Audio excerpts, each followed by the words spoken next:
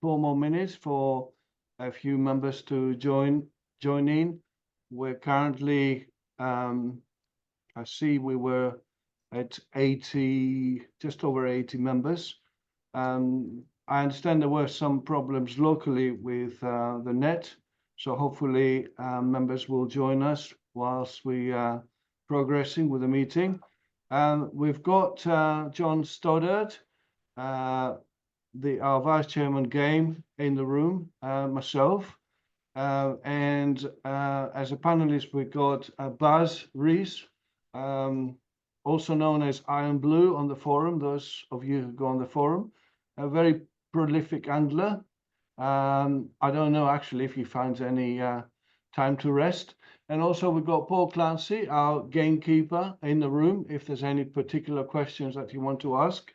So I'll just get on with the agenda.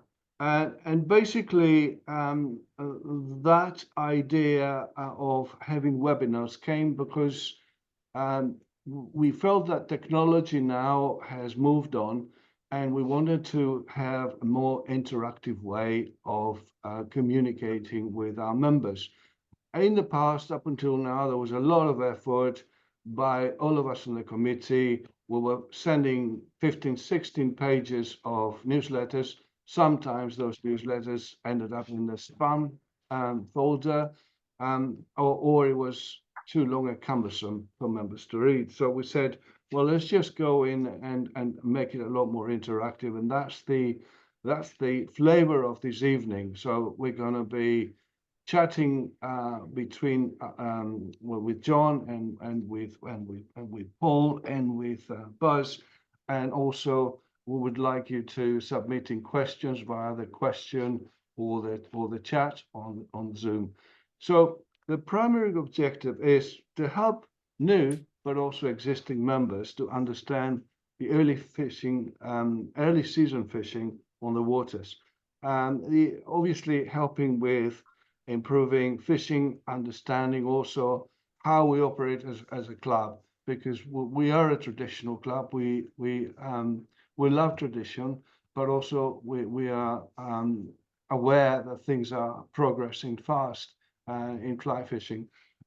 So I'm going to open up by saying a couple of things with regards to Clubmate. Clubmate, I'd like to thank the members that made the effort to renew using Clubmate. Some of them found it quite easy. I had comments like it was a breeze, fantastic, but some struggle and they needed some help. So I also like to thank Bill Latham, our communications and IT manager, member of the committee, and also Andy Stafford, who is the leads our bailiff team, but also he's got IT background. Those guys have been helping me a lot over the last 3 months. And as a result, as we speak, there's just about 1,300 renewals and new members that they have been added to our portfolio. And tomorrow, I'll have a handful of volunteers that they're going to come in and stuff the envelopes with the yearbooks. The yearbooks that are going to be picked up tomorrow at 8 o'clock. So they'll be in the post for you. The one thing is, because this year we had a lot of changes with Clubmate, and also we changed the format of the yearbooks. So there's going to be a separate yearbook for game anglers, a separate yearbook for coarse anglers, and another one for small fry. We couldn't do it earlier, but not to worry, because if you've renewed and you've got your Clubmate profile and your membership renewed, that's absolutely no problem. And I just wanted to show you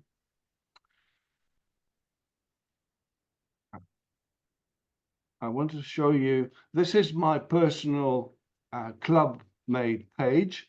So if you wanted to fish and say that the postman didn't deliver the book on time, you just need a popular beat.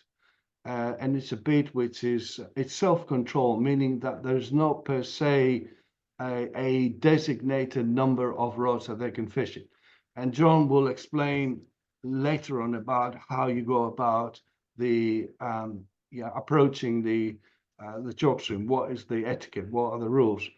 The important thing is when you get your books, please read it, because every book has got some slightly different rules and regs. So here you see the map of West Amesbury. That's the return box here, where you sign in and you sign out. This is where your parking is. And over here, the important thing, the dates. So trout from the 1st of April until the 30th of June, single dry fly only.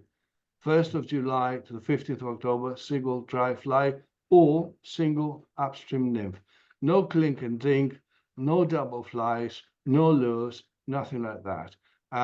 And for grayling, the 16th of June to the 15th of October, then until the 31st of December, you are allowed to use two flies, either clink and ding, i.e. a dry and a nymph, or two nymphs.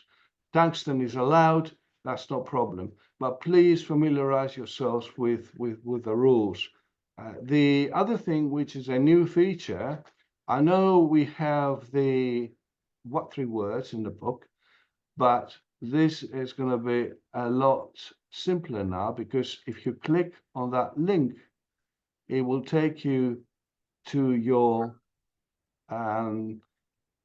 favorite sat nav. I mean, I use Google Maps, and the next thing you know, you're going to be finding yourself, very easy to just drive to where you want to, and that's technology for you.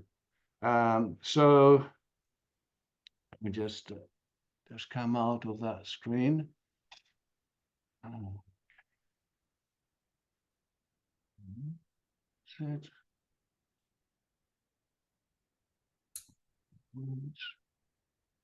Going to Stonehenge, for example, which is above Countess on the Avon, you'll see that there is a restriction for members only. That's on a first come, first served basis.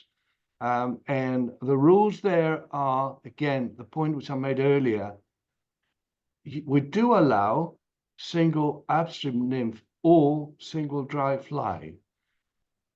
So that means that for Stonehenge, because it doesn't get a lot of pressure like Durnford or Amesbury, for example, we do allow somebody to use a nymph from the start of the season. Wading is permitted as well, but Buzz, I'm passing over to you, because you know the fishery well. What have you experienced when it comes to wading? What is your take? What is your advice? Well, the fact is you're allowed to wade, and since COVID, pretty much the whole stretch. Now, the first part of the stretch for 100 yards or so is what we consider at the beginning is quite poppy water. Then it goes deep into a canal. Now, when you start wading into the slower water, it clouds the water up. And when you move up into under the trees, there's a stretch that's on a long curve. And again, the margins are very sort of silty. So if you wade, be considerate of the fact that you're chucking out stuff downstream. So if somebody joins downstream, you could be clouding the water. Further up, it shallows. That's mostly gravel and weed, and is absolutely perfect for wading. Generally, it's not too deep. But what I would say is that although you're allowed to wade, do you need to wade? A lot of people, well, I found from the start, where there wasn't a lot of wading, that it improved my casting no end, to get sort of different types of casting to actually get across the river. Because say, for example, as you go under the trees, the inside of the bank, which you're supposed to keep close to, and you have to look at the rules for that, because you shouldn't be over the other side, you could cloud the water up, but actually you've knackered the fishing, because there could be fish actually feeding on the edge of that. So, you know, I think John will go through chalk stream etiquette, but yeah, with wading, ask the question, do I need to wade? Yeah, that's fine. Thank you, Baz. So back to sharing.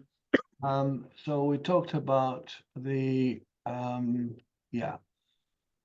I just wanted to show you. So that's the. Let me just find out another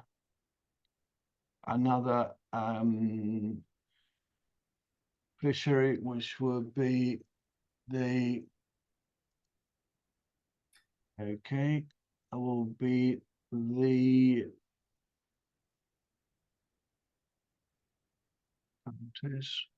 Durnford. Okay, so let me just share the Durnford.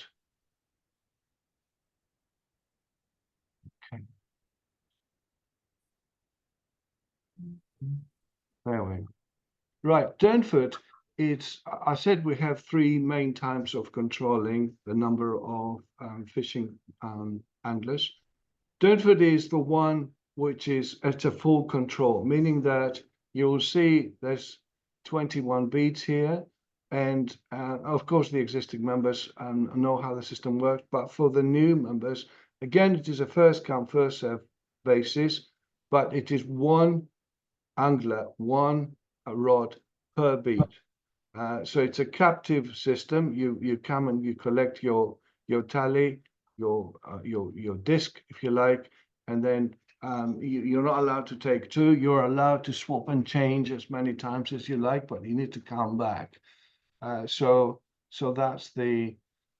There is again, going back to, please read each and every page in the book. There is an example angler beat, which is on beat 15 and beats 3. So it's all in there. And last but not least, we have Stapleford. Stapleford, again, it's on the maps on your clubmate, and in the book, we have a situation where there are two banks of the river that have been fished, and members must make sure that when they go to the sign-in book, they indicate whether they fished the one bank, which is Stapleford, or the other bank, which is Druids. Sometimes we find that they don't do that, and then you get on one bank and it's full of anglers, and the other one is empty. So I think that's what I had to say, other than to say also that for our game lakes, for Leominster and Hamar, the returns are going to be via QR code, because that's something that we tested last year.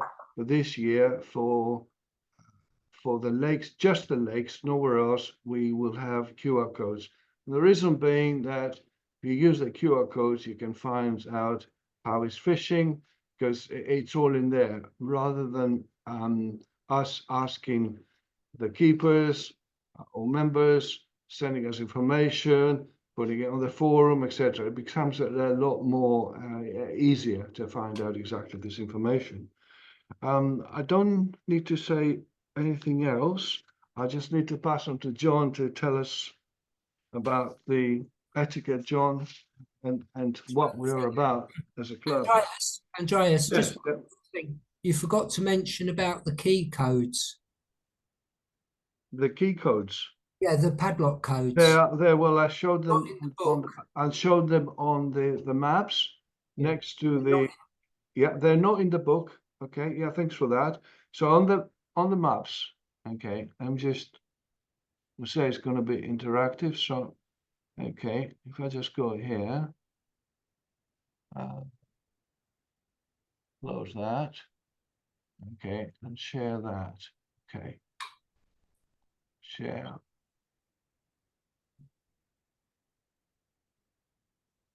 Right. Okay, share. So you will see etiquette.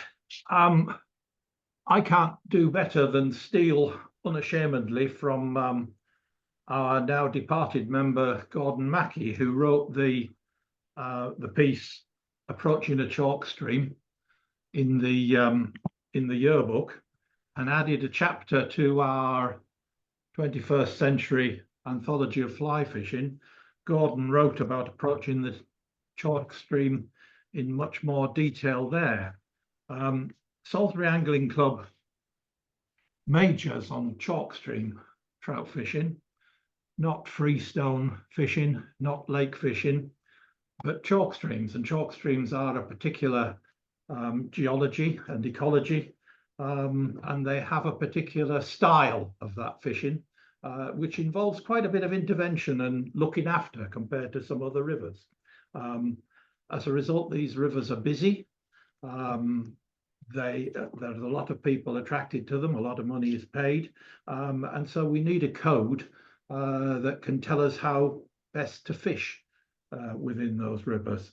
And as I say, stealing from Gordon, I'm just going to mention some key words.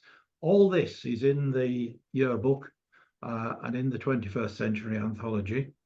And the first word that we take from there is upstream. We always work upstream. We don't go backwards and forwards.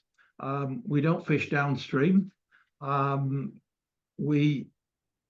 wading, it's important moving upstream. A lot's been said about that, but we need to move at a reasonable pace, particularly if somebody is following us up in the water. Otherwise, then somebody will be hanging back, wondering what to do behind you. So it is important to keep moving, though I will say that slowing down is important too. I'm going to talk now about rises. On the chalk streams, we generally fish to rises. Rise forms aren't always the sort that people might expect, with a trout exploding through the surface to take a dirty great mayfly. They may be just simple dimples, they may just be little sips, and they may be occurring in all sorts of hidden places across the water. So it's important to keep eyes open. It's important to keep yourself concealed. You've got to observe what's happening. So in general, we try to fish to rises. We avoid unnecessary casting. It simply spooks the fish. Sneak up rather than throw a long line. Gordon has said it very clearly. We do understand that when the going is tough on the river, when the water's murky, when we can't see anything happening, casting speculatively into likely places is okay. It's permitted. But that doesn't mean whipping the water into a froth. It does mean thinking it through carefully. Where are those fish likely to be? The flies are presented upstream or up and across. The idea is to try to land that fly ahead of the trout that we've spotted and let that fly come back into its window. The flow on chalk streams can be highly variable. You might land it in a bit of slow flow and the line will land in a bit of fast flow. Drag is our enemy, and controlling that drag, keeping the line high, making sure that it isn't dragging when it goes over that trout is also very important. Reasonable imitations. We use reasonable imitations of the fly or the nymph that we've seen the trout feeding on. That may also be a reasonable imitation that on that day we expect them to be feeding on. Preferably, ideally, it's the trout's chosen food. We've seen them eating blue-winged olives. We cast them an imitation of a blue-winged olive. That's the ultimate chalk stream experience, though accepting that from time to time it may be that we throw on a big bushy fly just to try and tempt something up. Gordon has very simply distinguished the flies. There's a lot of debate about what's a dry fly, what's a nymph, and then there's emergers. A dry fly he describes as a fly that floats on the surface. Simple enough. A nymph is the immature subsurface form. It goes under the water. Emergers I think they're probably a more recent development in fly fishing. At one time it was dries and nymphs. Emergers now probably are one of the most commonly used flies, Yeah. and they sit just in the surface, halfway between.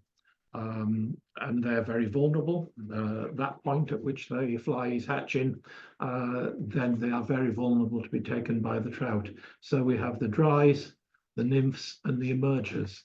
But in the water, there's lots of other fish food. Trout don't just eat those flies, they eat crayfish, they eat bullheads, they eat snails. We don't recognize those as nymphs. We don't recognize big trailing flies or crustaceans or any of those sort of things. They're not the sort of thing that we would generally use on chalk stream water. Have consideration when walking to and from your beat. Do not parade right up the bankside because you'll disturb the fishing for the next person along.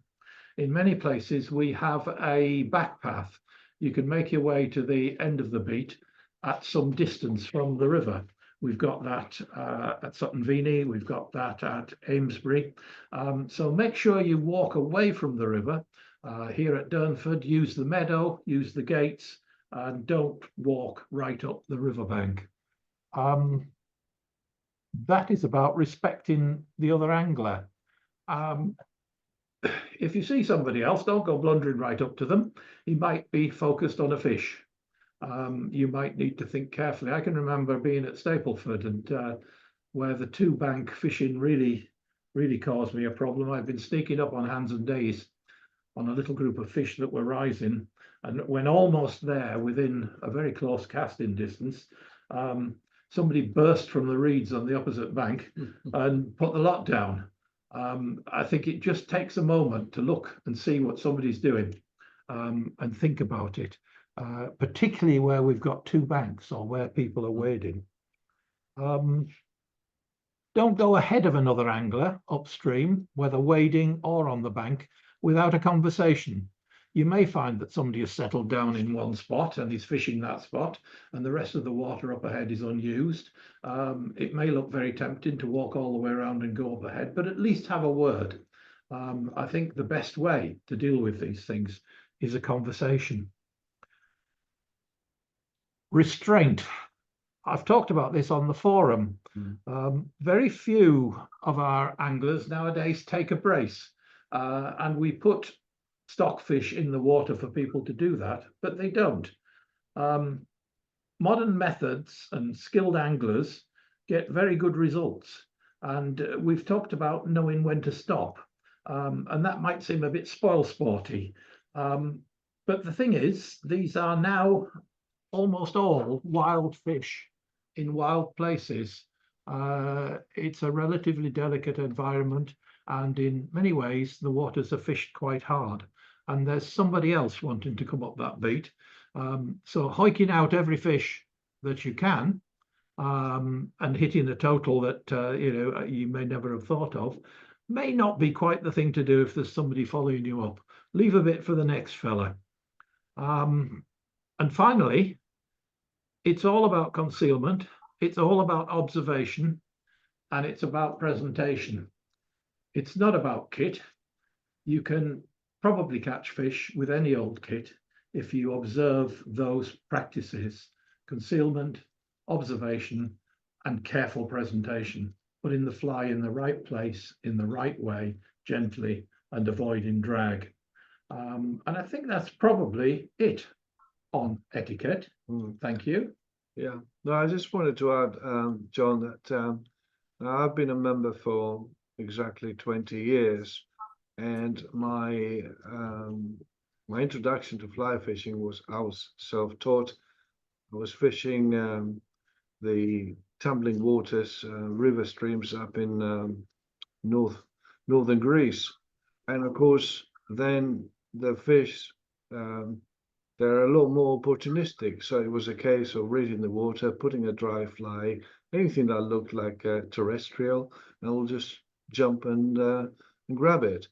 The one thing which I learned here is exactly to wait, stand there and look and wait, because it is fundamentally the shotgun approach does not work on chalk streams.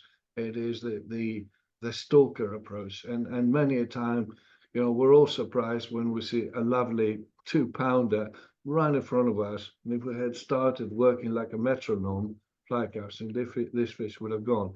So that's a personal learning which I practice everywhere I fish, whether it's freestone or anywhere. So it's yeah, absolutely. Yes, I watch a lot of the anglers, and there are some who will arrive at a beat and be through it in no time, casting all the way top to bottom, and they won't be the ones that catch the fish. The ones that catch the fish, you probably don't even see them. They're sitting down somewhere. In fact, one of the best rods at my home beat at Barford St Martin, I used to find lying in the grass most of the time, hardly fishing at all. Every so often he would stand up and he would cast to a rise and he would catch that fish. By the end of the evening, he'd done very well. Others would go up the beat 15 minutes, back down again, and say there weren't any fish. You just need to think about concealment and observation. So how does the outlook for the season? Let's remember last year, when we had a very wet winter. We had an enormous flooding experience, and it carried on right up till this time, and we lost at least the first month of fishing on most of the waters, and we lost pretty much up to mayfly on some of the rest of the water. So 6 weeks of the season went missing last year. This year we've had the floods. We've certainly had the rivers full. The rivers have reached places that they've never been before across these valleys. The keepers know that because they've picked all the crap up out of the hatches that's been washed down. So we've had the floods, but for the last few weeks, I think we had a very dry February. We've had a very dry March. Looking ahead with the forecast, 6 days to go to the start of the season, and apart from a shower or two, it looks dry. As of today, we are likely to have the vast majority of our fisheries open. We had a little doubt about Nadder Meadows, but that may now be a possibility. We are not likely to open Herdcock. That's been underwater and remains underwater. And there may be some parts of our other fisheries that will probably need to be barriered off, where it's just too wet or too dangerous to go. But it will only be very small areas.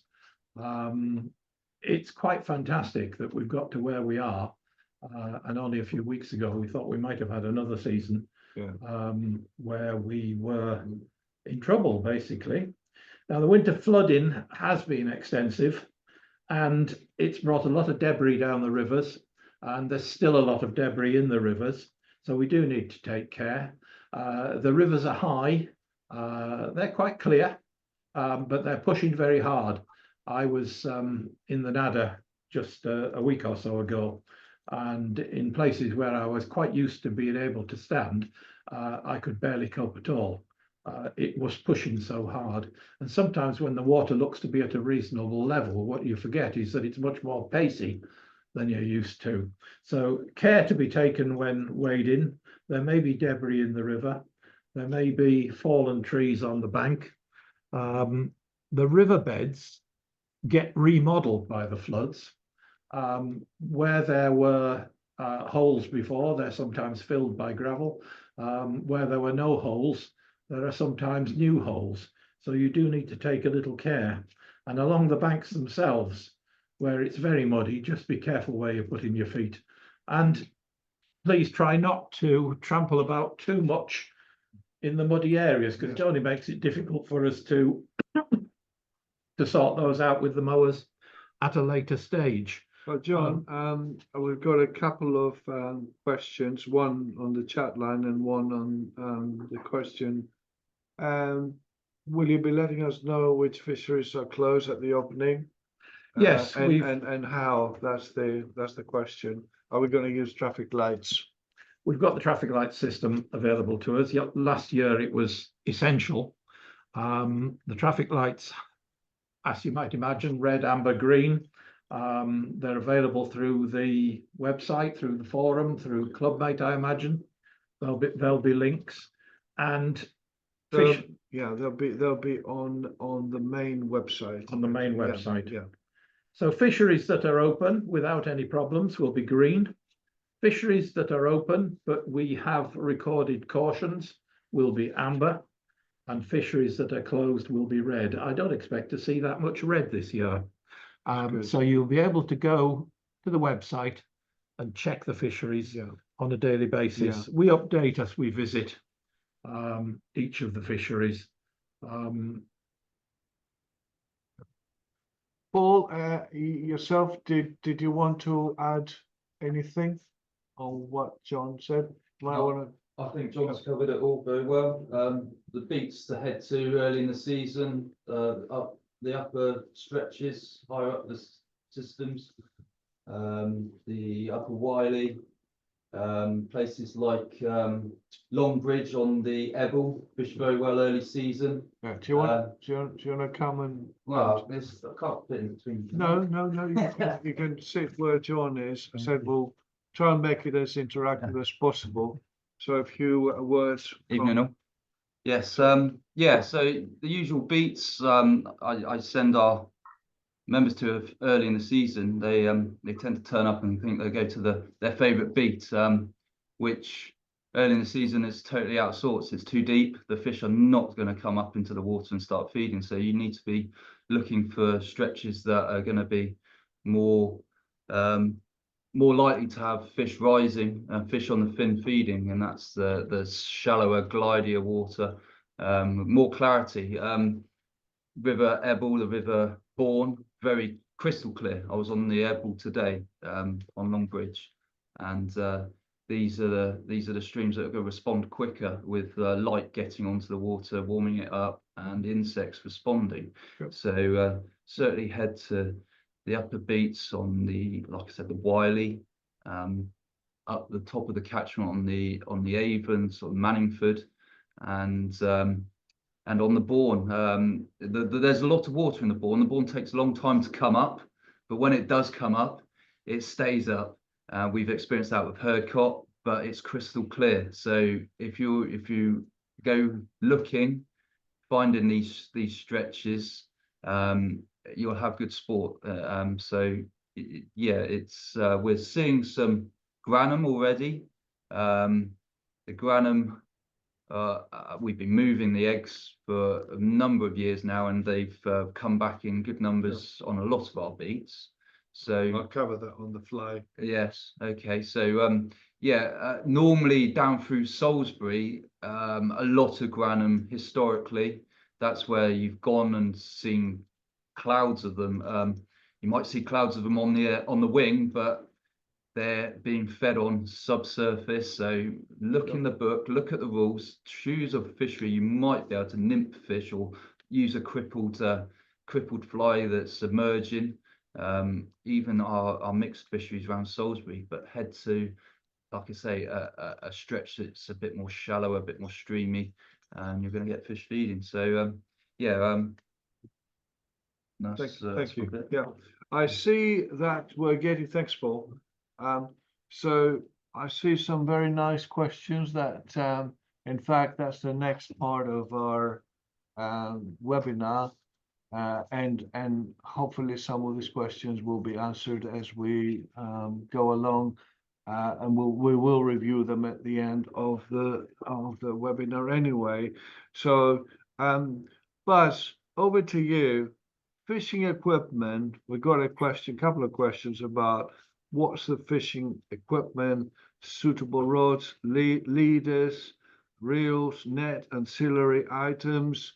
What is your experience? What would you recommend? Is it to do with brands? Is it to do with how much you pay for your rod? Go on, Right. At the moment, my favourite rod is made by Matt's Catch. A lot of people may have heard of China. Yes. China, 4-in-1 rod, 70 quid, 3-weight and a 5-weight.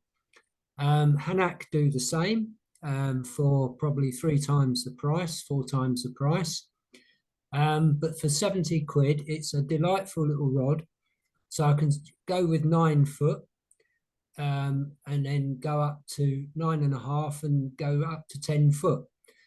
When I started, I think I had a 5-weight rod, and I just made, I just learned. I started with that. The reel, it holds the line. That's the way I view it. I think I can't even think. Oh, I got a Lamson, very flash. It's God, must be over 20 years old, and I got given it or awarded it for something or other.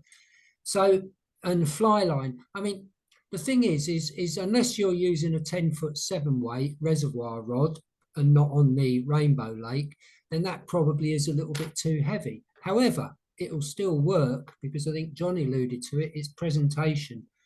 What I tend to find is the best is go the other end, the flies you're using. The leader, I use straight leaders, whatever weight, 2.6, £2, 3.5, I think is probably the heaviest I'd use for dry fly fishing. But it's personal preference is a snow bee, fluorocarbon.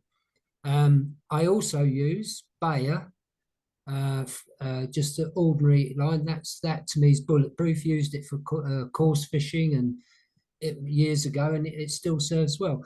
But the important thing is the other end. It's the delivery end and how you deliver it.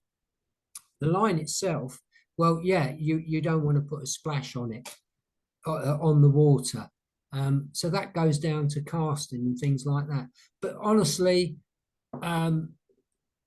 it's whatever you feel comfortable with. If you're a beginner, limited, you think, well, I'll have a go. If you've got a 5-6 weight, 8-foot 6 rod, 9 foot, don't be ashamed. It'll work. I'll guarantee it'll work. And reels again. Lines, yes. I mean, you want a good line.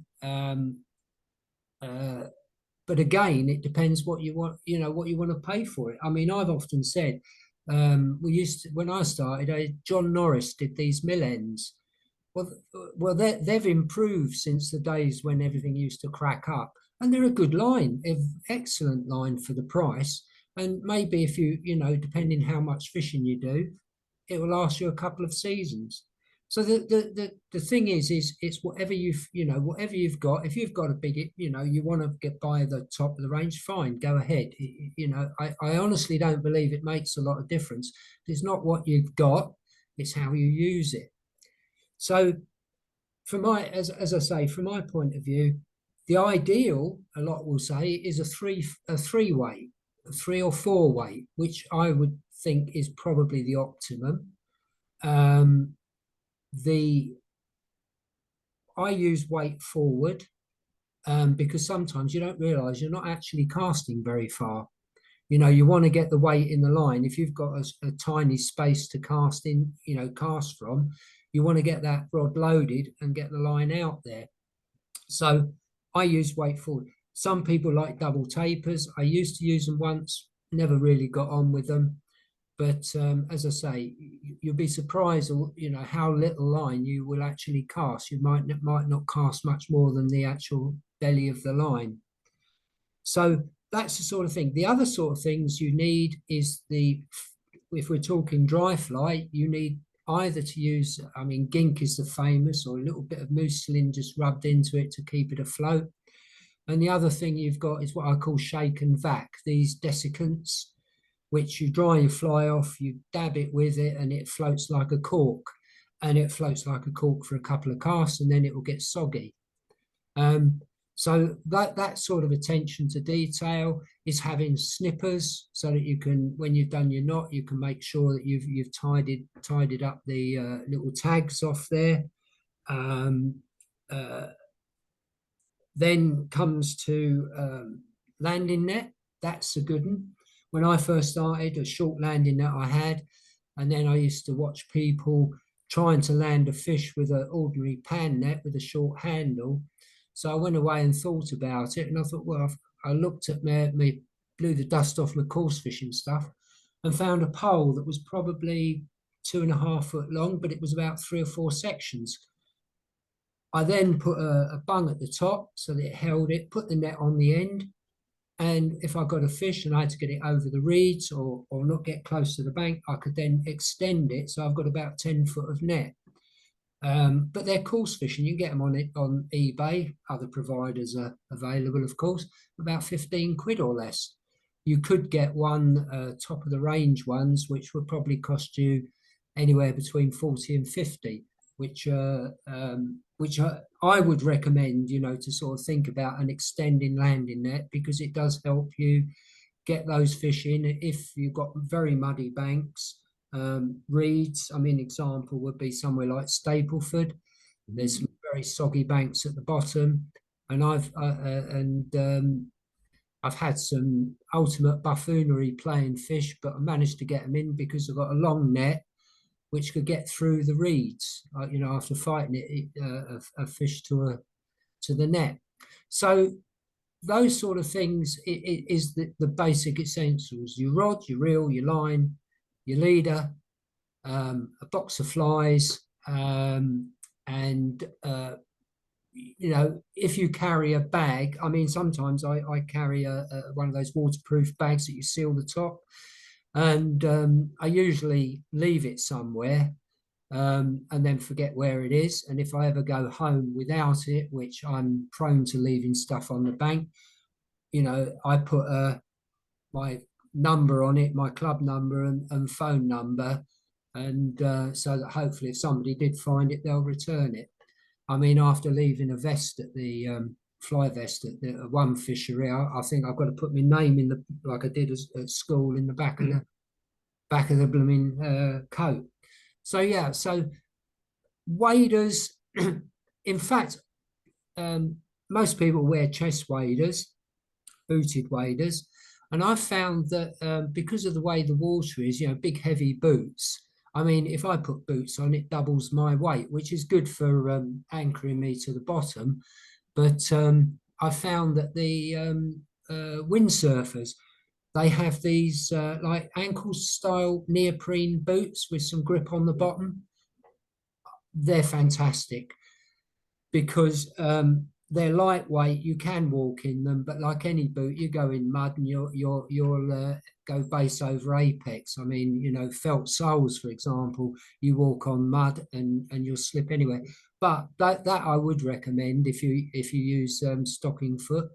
But waist waders, you know, when the summer comes, waist waders are very good because they're good to wear as trousers, breathable, and they're perfectly adequate.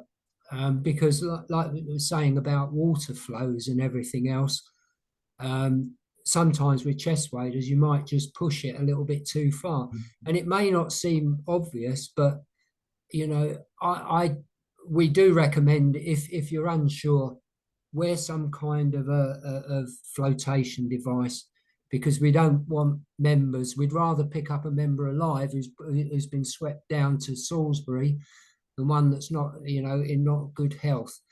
Because then I use one of those little high canoe vests, and in fact it's got a pocket on the front. It's great. I can put stuff in it, and you only need a small bag to put your stuff in. As they say, a little box of flies is all you need for chalk stream fishing, maybe 4 or 5 dries and a few nymphs, and that's all you need.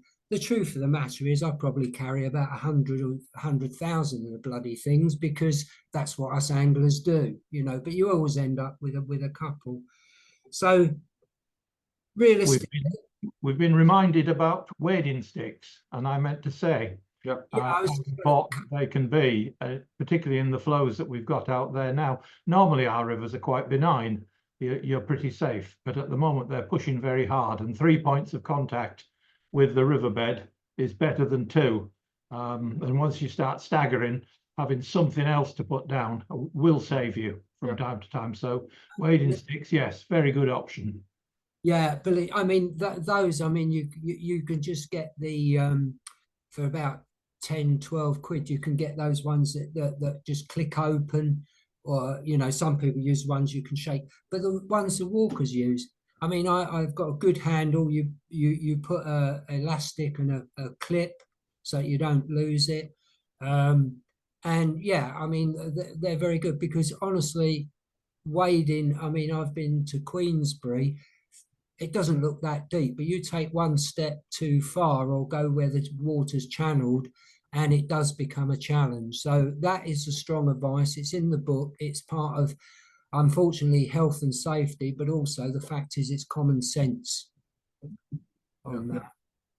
So hopefully I've sort of covered most of the only extras you need is some days you just need the will to live when it's hard, and start the day with the anticipation of catching nothing, because at the end of the day, if you've caught a couple and you feel happy, you know, it depends. Just have a, you know, just have a good heart and a bit of hope. Thanks, Buzz. I mean, at the end of the day, like you said, the choice of equipment is a very personal choice.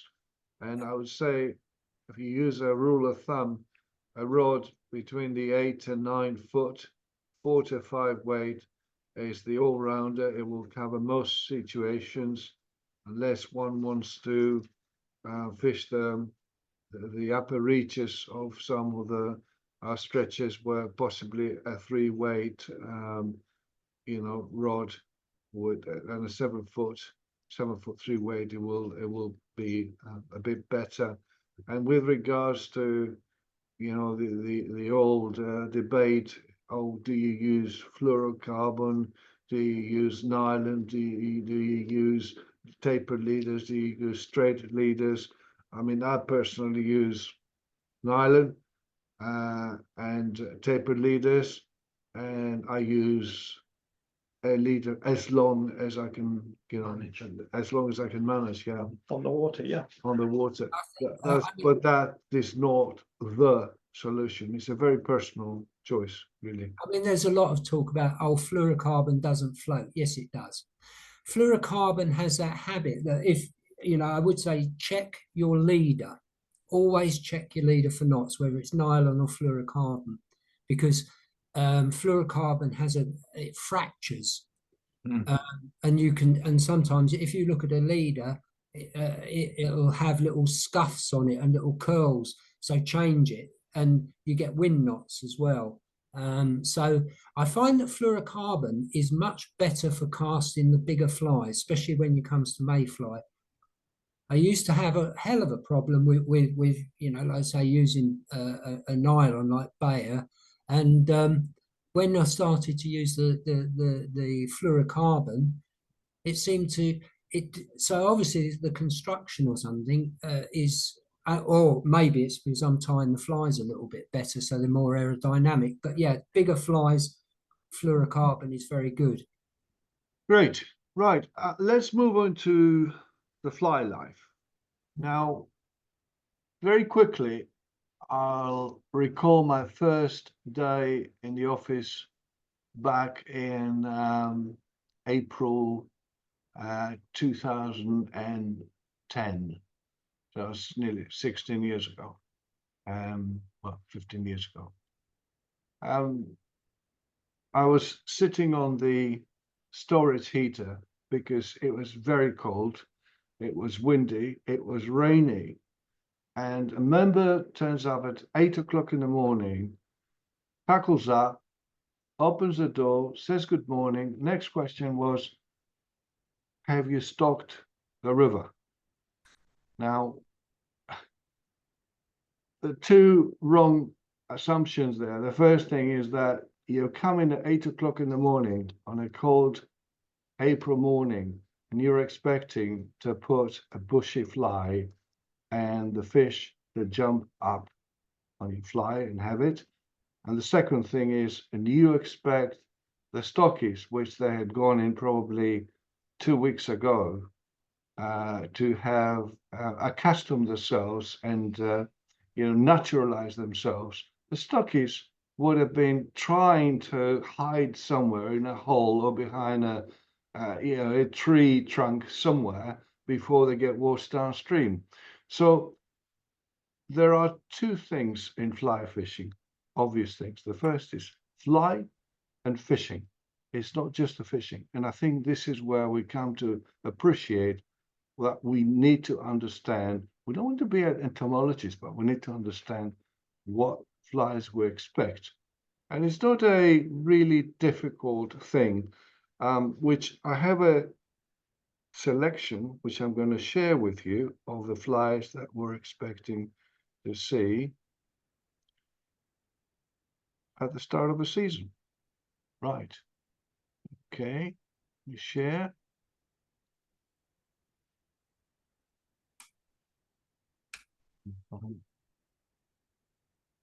Share. Right. There we go. Now, that little critter there, Granum, is an absolute, it really makes our sport in April.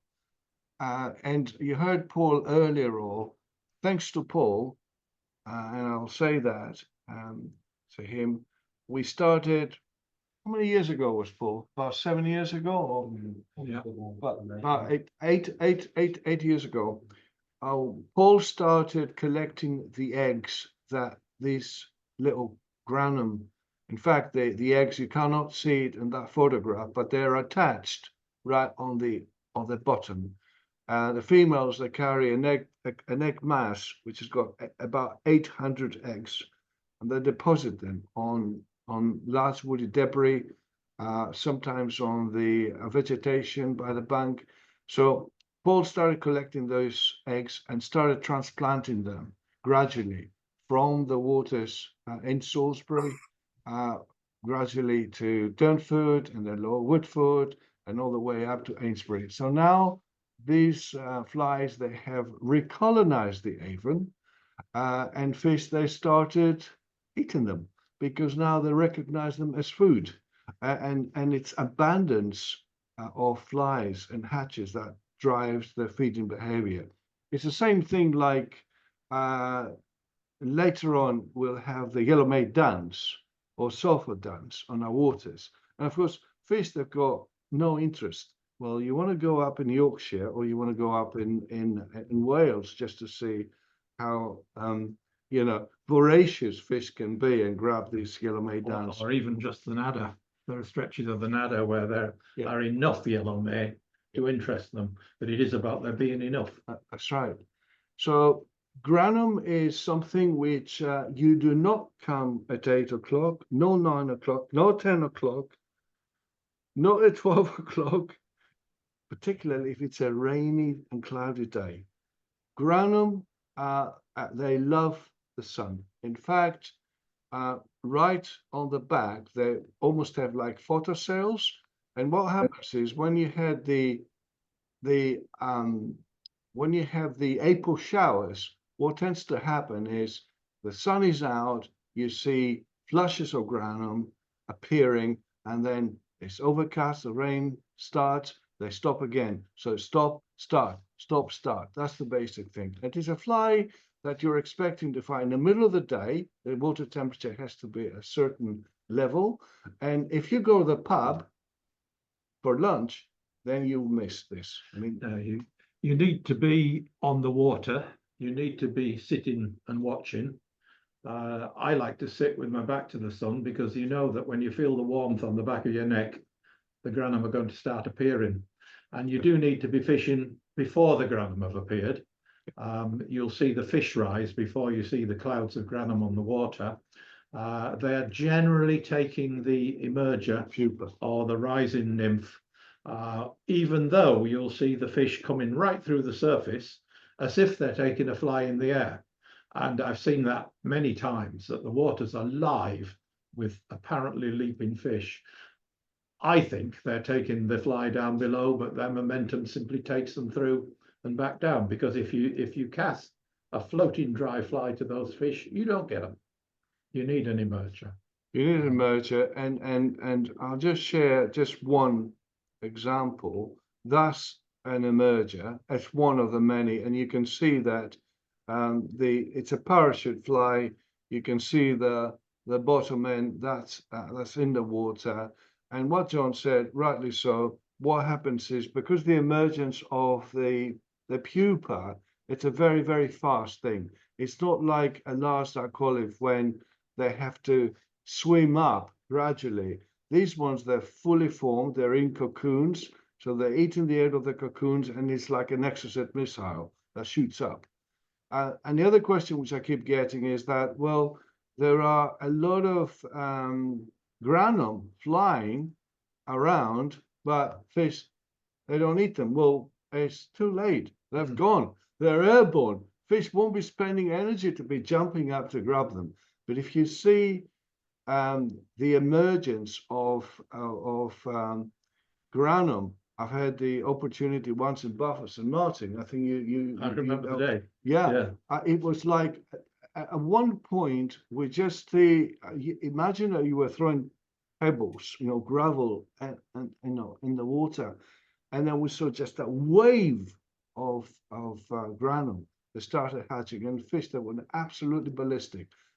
So yeah, so I think in summary is middle of the day, warm days, April showers. You don't have to go out till 10 o'clock, but you need to be sitting on the bank for when the warmth That's brings them up. And it is these little bursts of hatches, because if it all stops, you can be sure that half an hour later it'll start again. And then round about 3 o'clock, you might as well go home because it gets too cold, and they don't come through. The best of the granum can easily rival the mayfly for the excitement. It's just that you need to be there. It doesn't happen every year, but there's every reason to think this will be a good year. I've already seen them on the data, and Paul mentioned having seen them elsewhere. Yeah. So that's the granum. Now, similarly, in terms of around the same time of the day, again, is the middle of the day, is the 12 to 3 o'clock, when the water temperature has risen to a certain level. And when we're talking about water temperatures, we're talking about, give you an idea, I was fishing in Wales, and that was on the 3rd of March when the season opened, and the water temperature there was 5 degrees. Of course, there were flies that hatched, but the fish were like lethargic. They were on energy conservation mode. So the water temperature has to be at least, I would say, 10, 11, 12 degrees, so that the fish, they're more agile. And that's why the middle of the day, with a hopefully, well, mostly a sunny day, you have both the granum, but also the large dark olives. Now you see the photograph of a large dark olive. Actually, these are, as I want to say here, these are photographs that Cyril Bennett, Dr. Cyril Bennett, MBE, has taken, and this is something which we have. We will be forwarding you the link so that you can get access to all these fantastic photographs. So large dark olive, again, it's an early season fly, and also medium olives. Now, if you see that too, they really look the same. You have to really look them under the microscope. There's some minute differences in terms of on the abdomen, etc. With the naked eye, you just simply say, well, that looks a larger olive. It's a case of just trying to match the imitation. So these olives, they're probably, I would say, 16, size 16, size 18, the medium olives, size 16, the large dark olives. We hear often the thing that, I couldn't tempt them. And then you say, what fly did you use? Oh, I use the Greenwell's Glory, or I use the Adams Parachute. But then when you look at the size, and the sort of size 12, which is like a big mayfly, of course, the fish, they used to recognize a particular silhouette and a particular size. So therefore, they matching the hatch is the one thing, but also make sure that the size is relevant. So I have that, for example, here, it's an emerger it's just one of the many flies, many artificial flies that you can use. emergers work well. You heard from John earlier that this is when the insect is very vulnerable, and fish recognize that. Not only that, but they recognize the cripples. Cripples, they're great because they don't need to spend any energy to grab them.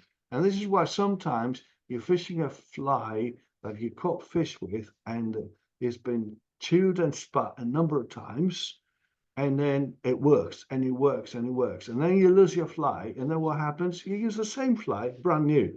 Fish don't want to know because they don't recognize it as a cripple. So that's that last I call is the medium olives.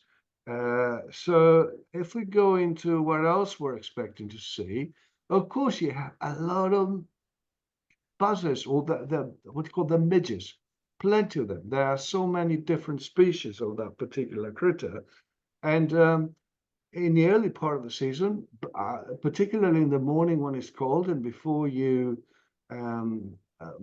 see the emergence of granum and the olives, you see plenty of midges. One of that's my favorite imitations is the Griffith's gnat. Something black and small, something that I typically use from size 18 to size 24, if you can see and tie them. But they're very, very fantastic fly, and not only for the early season, because you carry on having midges throughout the year, and then you have the reed smuts that they're equally very small. So what else are we expecting to see? In terms of real flies, we've got the older fly, something that we can see also in April, and a sedge imitation similar to granum, a little bit darker, will do the job for it. And Deer hairy merger. deer hairy merger. Again, the smaller. I think 16 is probably as small as you're going to go. Yeah. For these flies. And then you've got the hawthorn fly. Hawthorn fly, it's St. Mark's Day, isn't it? That's the Bibio what they call. And hawthorn fly, there's plenty of imitations. Now with hawthorn fly, there's one thing which is very important. You might have hawthorn fly, but if it's not a winter day, it's not good, because they need to blow on the water. So that they're terrestrial flies. Terrestrial flies. They're in the fields, they're in the trees. You see them flopping about. They fly fairly slowly. They've got very dangly black legs. The fish love them if they are on the water. Yeah. They certainly go for them, and we usually see them. Yeah, we do. Sure, there's a few, yeah. But if the weather conditions are wrong, then they may not be the chosen ones. And I guess last and not least, sometimes we get crane flies. Smaller ones. And the smaller ones, and you can see them hovering above the meadows, and this is when you need a something like that, which is a small daddy longlegs for that. And I think that is the early season, really. Don't expect to go and chuck a mayfly and expect fish to jump, because every year they have to relearn eating the mayflies. It's quite interesting that it takes them a few days before they get reaccustomed, because in the meantime they'll be feeding on olives predominantly. Yeah, and remember what Paul said about avoiding the deep, slow water. They tend to be in the slower. They tend to be in the faster, ripply water, which warms up a little bit better where the sun gets the gravel. It does, and the other thing is the vast majority of our invertebrates in chalk streams, they need oxygen. It's with the exception of mayfly, which they live in their burrows, and you get mayfly in a pretty silty and slow moving stretch.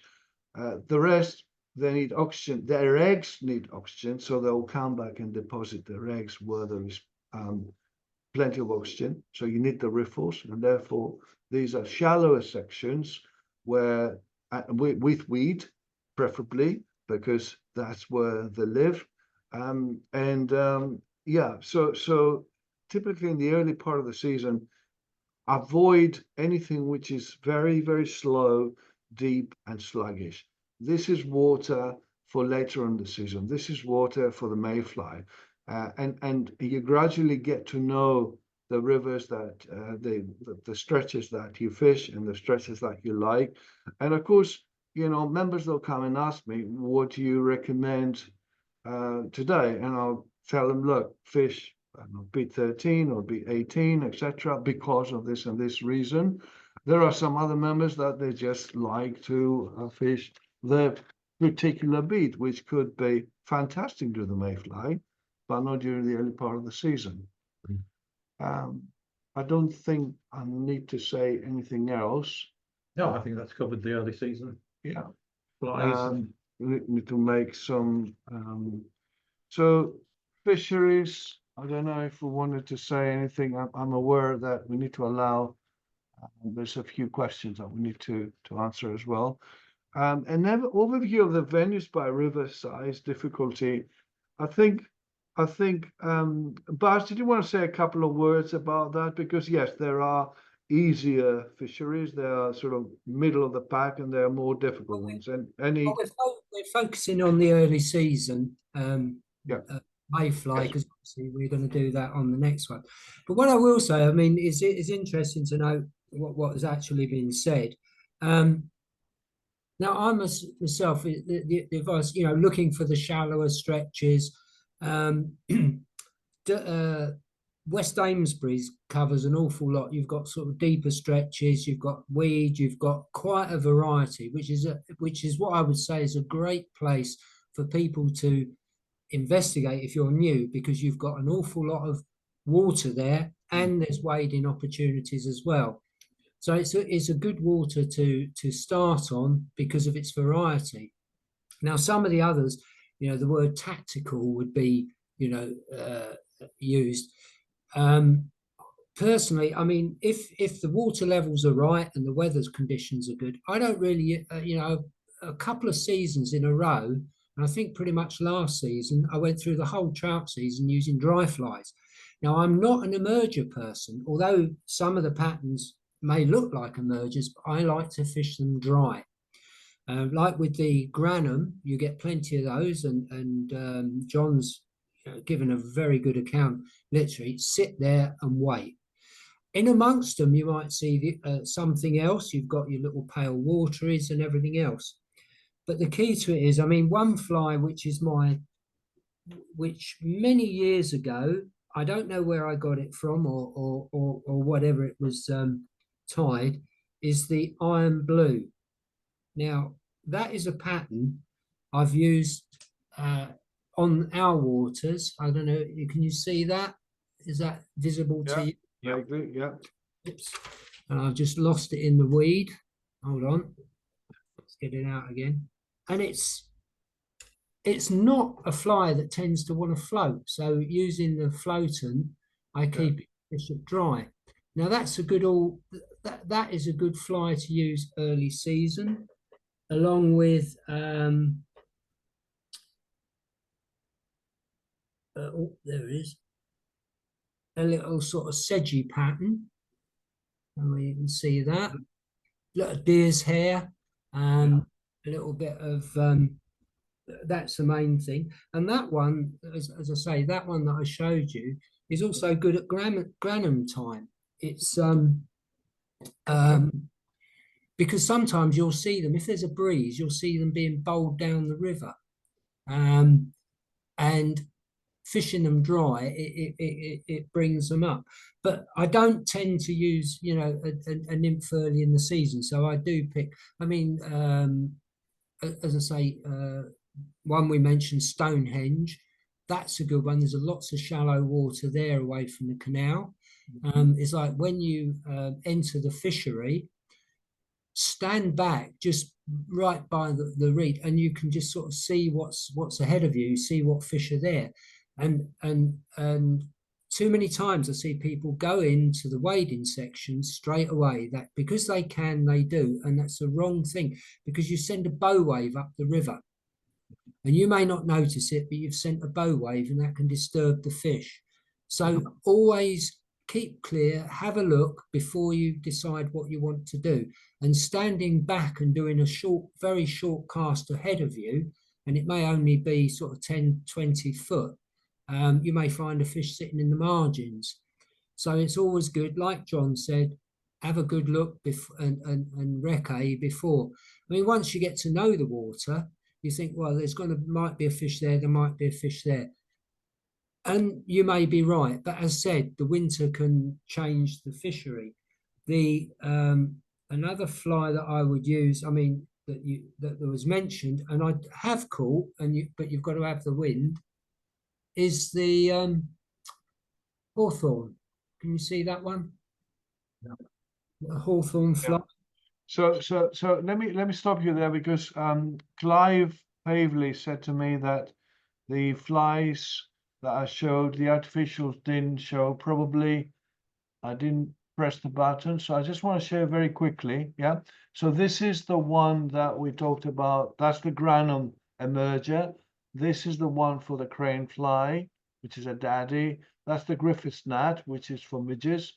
This is the olive emerger, either large dark olive or medium olive.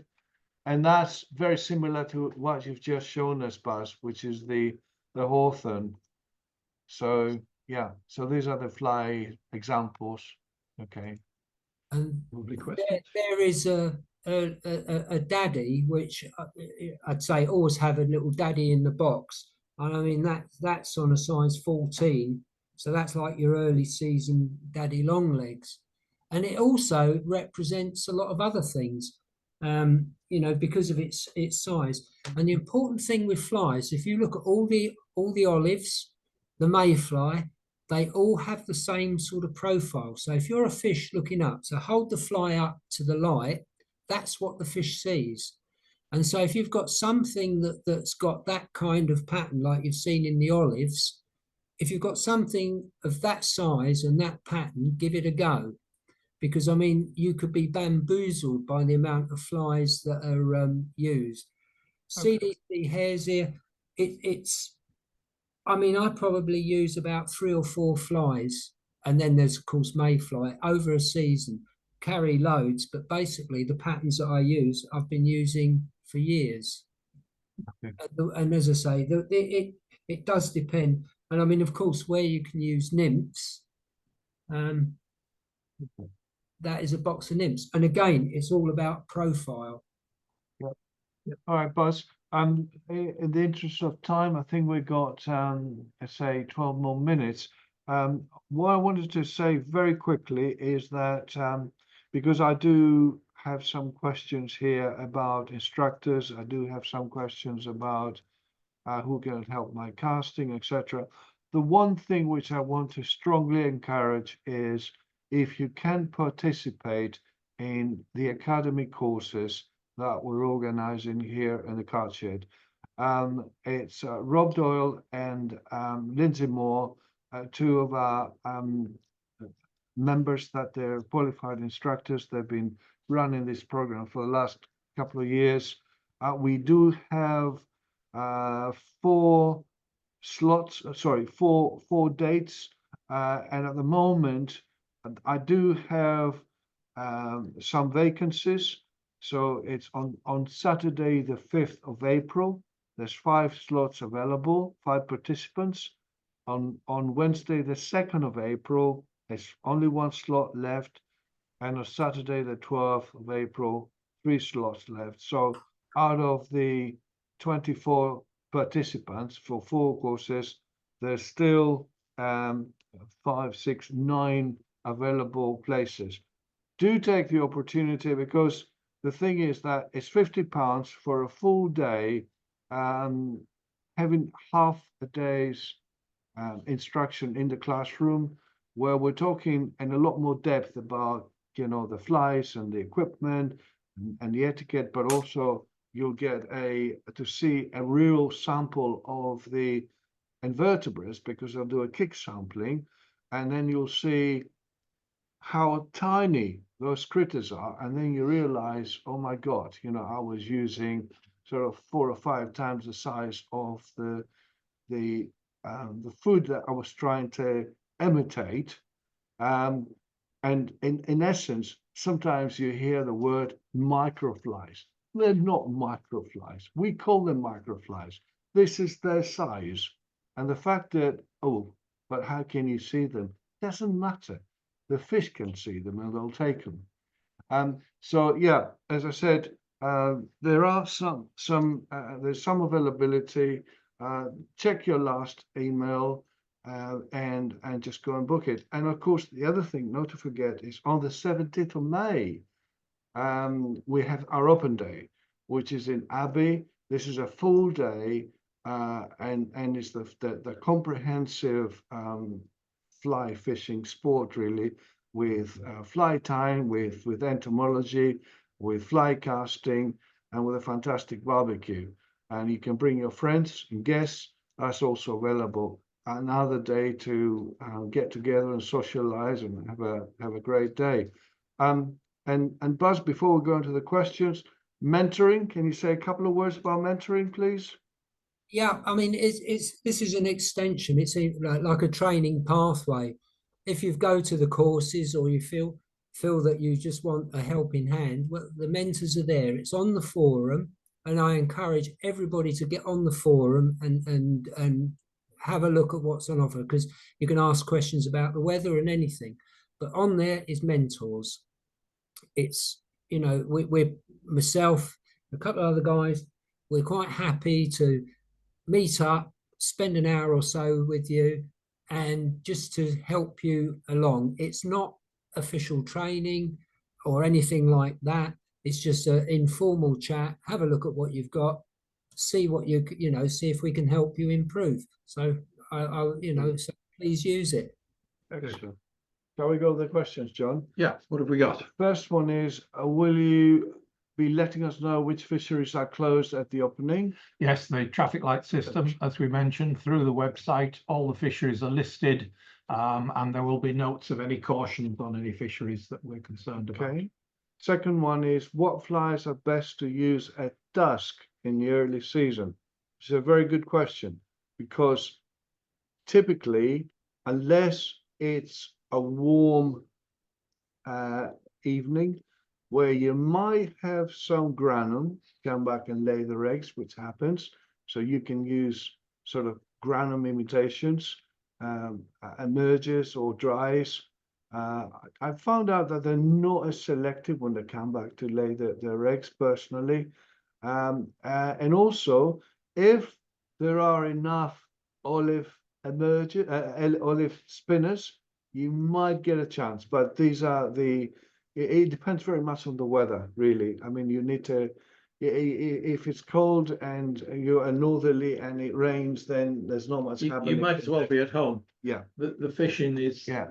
generally through the middle of the day, moving on into the evening as we get towards the end of the spring and the summer. Yeah, and it was interesting because I was with Buzz fishing the Usk the other day, and we stayed until, was it 5:30, Buzz? And because hoping that we were going to see some large dicholives come back as emergers, but we didn't see anything. Because again, they need to build up a population so that they can go and mate. Yeah. So next one, where do you log on to get details of the paddler codes? That is the club mate. So it's your account, is you have all your details, you've got your photograph, you've got your address, you've got everything. That's where we've got them. Now, further down, somebody asked, well, what happens if I don't have battery? Well, what happens is you go there once, you print the actual page with the codes, or we've left a space in the book. You might want to write them in the book. Write them in your own book. Yes, book. We did this because of security reasons. Youngsters were looking at their dad's book or somebody was giving away a book and people who shouldn't be were accessing our codes and accessing our fisheries. Yeah. Please keep these things to yourself. Yes, by all means, print them off, keep them with your book, or write them in the book. Yeah. Next one from Clive Paley. Can I ask each of the panel what their approach and setup would be on an April day? Not obvious surface, flies, etc. Best time of day or favorite conditions? I'd say if there's no, you can get some fish to rise. The fact that there's no granum hatching in that particular moment, or there's no olives, you can get the occasional fish, because if it recognizes the food and if it's shallow enough water and it's sitting in between the weeds, you can get it to rise. I think so, and that's when I might use an Adams Yes. as a general pattern, and speculatively casting it to those likely places. Deer hair emerger is another one that people use, smaller sizes. Yeah. I think the granum is the main feast in April, and it does need those warm days. And I think it is that period in the middle of the day. If you go out at 10 and you go home at 3, you'll have about got it. It'll be a rare day when it carries on much longer than that. Yeah. So, and again, what's the favorite blind prospecting fly and why? I do use the definitely parachutes, and I do use clinkhammers. Yeah.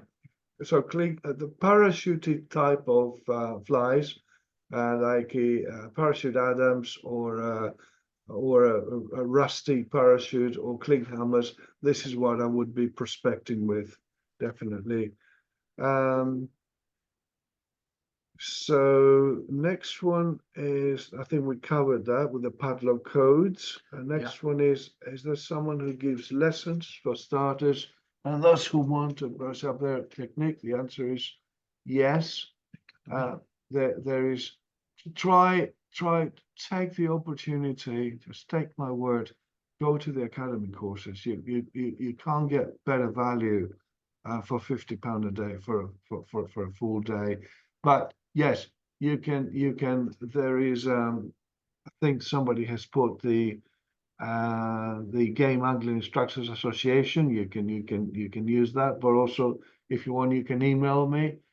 We do have we do have something like in excess of 30 members of the club. We've got a club full of instructors. That's right. And that's right. we can put you in touch. Yeah, but also don't hesitate to take Buzz's offer.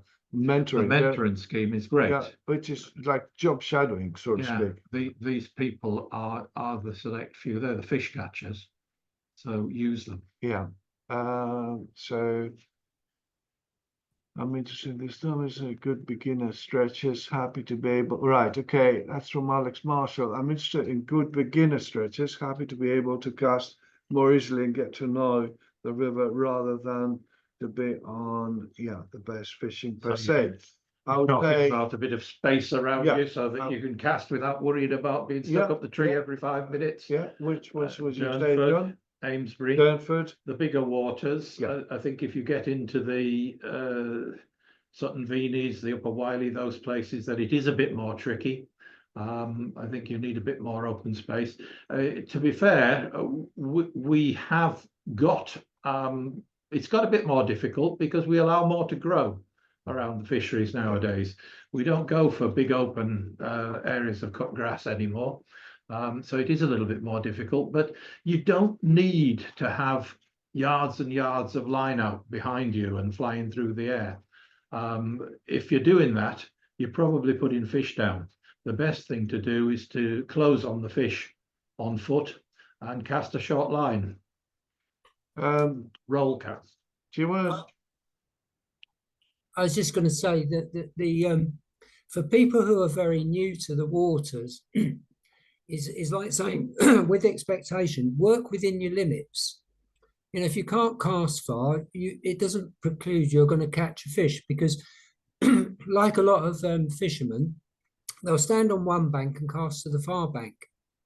And that's the biggest mistake you can make sometimes, because the fish could be under your feet. So don't, I mean, we talk about roll casts, there's switch cast, there's all sorts of casting.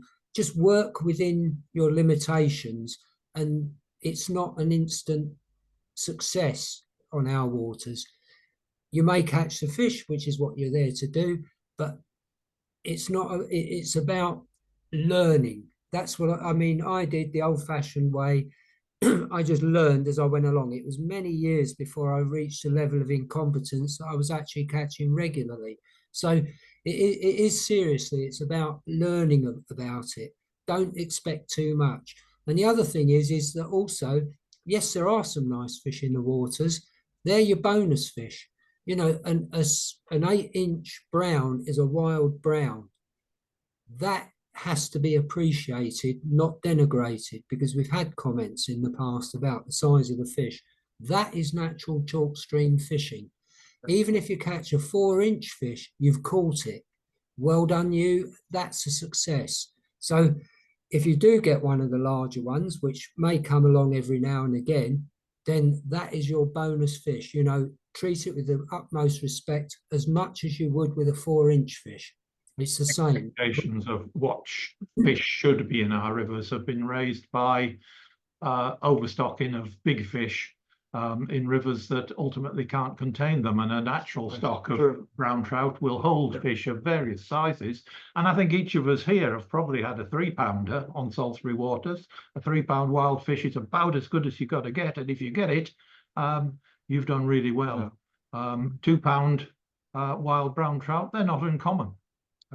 They're there to be had, but expectations can be through the roof with chalk stream fishing, but that's the artificial stocked fishing. We're not really talking about that. These are false expectations for wild fish. The figure which I remember is that in chalk streams, 80% of the fish, they're under 12 inches. That's the fact. That would be a normal population scatter, yes. Yeah. The old warriors are few and far between. That's right. Do you allow tenkara rods to be used that one in your fisheries? That was the question. I was going to let you answer that one, Andreas. No, my answer would be no. Next one, yeah, that was from Dominic Hewitt. He's suggesting the website for the game handling instructors. Next one, we got Matthew Vining. Is an emerger fly considered a dry fly? In our club, yes, it is.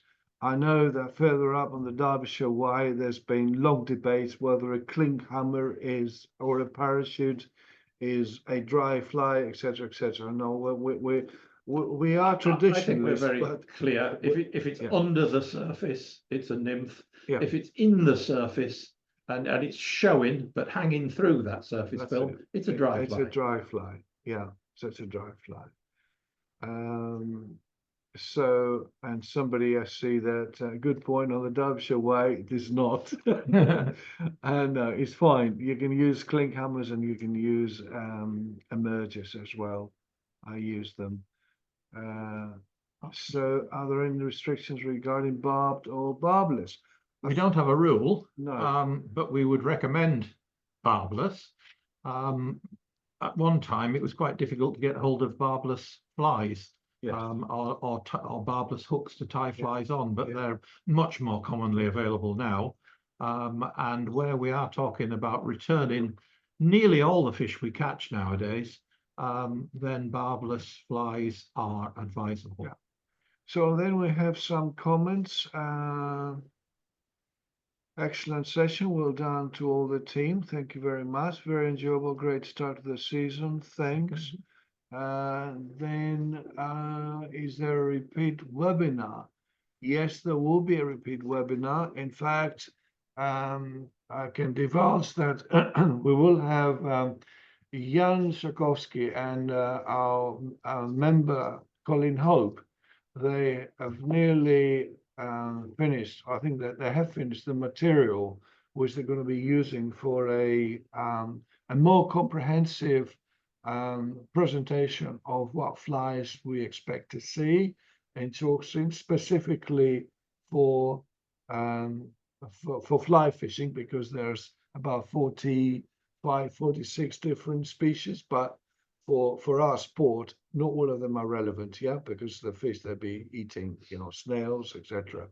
So they're working on that. So that's watch this space.